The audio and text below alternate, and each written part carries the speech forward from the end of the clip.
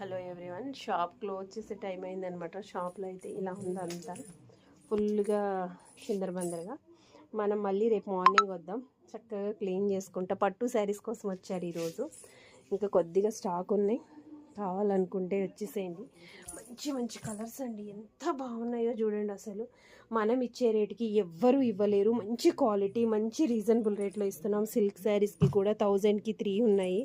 ఎంత బాగున్నాయో. అమ్మవారికి పెట్టాలనుకుంటే మటుకి బోర్డర్స్ వచ్చి మస్తున్నాయండి.